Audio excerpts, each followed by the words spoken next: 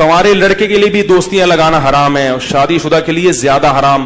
کنوارا لڑکا زنا کرتا ہے، اسلام نے 100 کوڑے رکھے ہیں، لیکن شادی شدہ آدمی زنا کرتا ہے تو اسلام نے کیا کہا ہے؟ زمین میں گاڑ کے اس کو پتھروں سے مار کے ہلاک کر دو.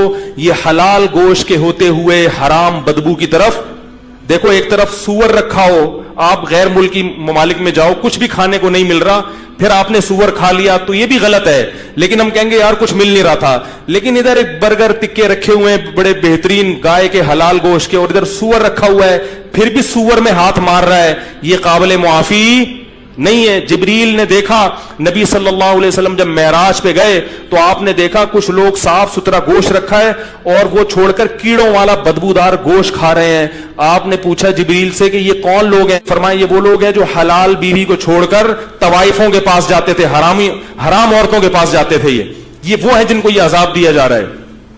اور آپ صلی اللہ علیہ وسلم نے معراج کی رات میں دیکھا کچھ لڑکے، کچھ لڑکیاں، کچھ مرد، کچھ عورت ننگے بدن آگ میں جل رہے ہیں. ننگے بدن مرد اور عورت ننگے اکٹھے آگ میں جل رہے ہیں. جب آگ کے شعلے اوپر جاتے تو وہ بھی اوپر جاتے. نبی نے جبریل سے پوچھا یہ کون لوگ ہیں؟ جبریل نے فرمایا یہ آپ کی امت کے زنا کرنے والے مرد اور زنا کرنے والی عورتیں. اللہ نے زانی کو بھی برہنہ کیا اور جس سے زنا کیا تھا اس کو بھی ننگا کر کے دونوں کو آگ میں پھینک دیا ہے. اور یہ پوری جماعتیں ہوں گی، کیونکہ زنا 2-4 لوگ نہیں کر رہے، بہت لوگ کر رہے ہیں.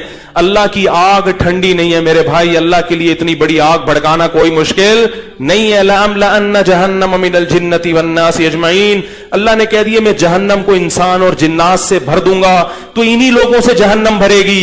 زانی پہ ترس مت کھایا کرو.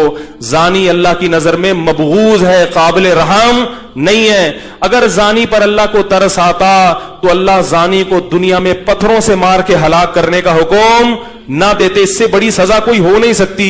جس جرم پہ پتھر سے مار کے ہلاک کرنا اللہ نے رکھا ہو، اس جرم کو معاشرے میں پروموٹ کیا جا رہا ہے، اس جرم کو میں لوگ مبتلا ہو رہے ہیں، اس کو برا نہیں سمجھ رہے، تو بخشش نہیں ہوگی اگر ان حرام کاریوں سے توبہ نہیں کی. یہ ربیع الاول کے جلسے یا محرم کی مجلسیں یا کونڈے اور جو ہے نا دیگیں، یہ جب تک آپ اللہ کے نبی کو اور اللہ کے دین کو فالو نہیں کرو گے، یہ دیگیں آپ کو نہیں بخشوا سکتی.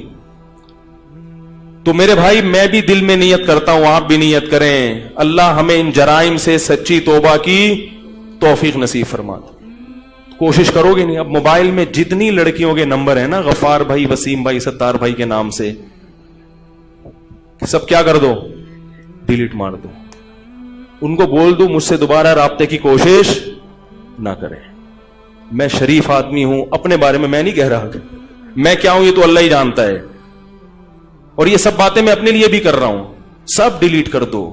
بولے ہم شریف لوگ ہیں، خاندانی لوگ ہیں، ہم نکاح کر کے رہنا چاہتے ہیں، کسی کی بیٹی کو عزت کے ساتھ گھر لائیں گے، بیوی بنائیں گے، اس سے اولاد ہوگی، اس طرح ہم زندگی بسر کرنے کے عادی ہیں. اس طرح تیار ہو تو میں آ رہا ہوں ابا کو لے کے آپ کے گھر میں. اب یہ بات مولوی لوگ نہیں کرتے، یہ کھا جاتے ہیں. کیا خیال ہے؟ یہاں کیا کرتے ہیں؟ ڈنڈی. بھائی حلال آپشن بھی رکھا ہے اللہ نے. تو اگر آپ کے گھر والے ایگری ہیں تو میں آ رہا ہوں. وہ کہیں گے نہیں پہلے انڈرسٹینڈنگ ہو جائے ذرا. آپ بولے انڈرسٹینڈنگ.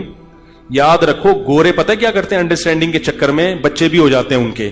ایک دوسرے کو 25 سال سمجھتے ہیں، وہ سمجھنے کے بعد شادی ہوتی ہے اور 1 مہینے میں طلاق ہو جاتی ہے. یہ جو سمجھنے کا کانسیپٹ ہے نا، یہ گوروں کی طرف سے آیا ہوا ہے. اپنے باپ دادا کو دیکھو، کبھی نہ دلہن کو دیکھا ہوتا نہ دلہن نے دولہا کو. ابا اماں پکڑ کے شادی کر دیتے تھے اور بڑی زندگی کامیاب. میں نہیں کہہ رہا کہ آپ تحقیق نہ کریں، لیکن سمجھنے کی بھی کچھ حدود ہوتی ہیں. 3 دن لگا لیے سمجھنے میں، بس ٹھیک ہے. 3 دن سے زیادہ بولو بھائی، یہ پھر سمجھنا نہیں ہے، پھر یہ چسکے لینے والی بات ہے. یعلم خائنۃ الاعین وما تخفی الصدور. اللہ سینوں کے بھیدوں کو بھی جانتا ہے اور آنکھوں کی خیانت کو بھی جانتا ہے. اللہ جانتے ہیں کون سمجھنے کے لیے بات کر رہا ہے اور کون چسکے لینے کے لیے بات کر رہا ہے. اللہ سب جانتے ہیں. تو دوستیاں مت لگاؤ. ولا متخذی اخدان. قرآن صاف کہہ رہا ہے کہ تمہیں دوستیاں لگانے کی اجازت نہیں ہے. اللہ تعالیٰ ان حرام کاریوں سے ہمیں اس عاشورہ کے مبارک دن میں توبہ کی توفیق نصیب فرمائے. أكبر الله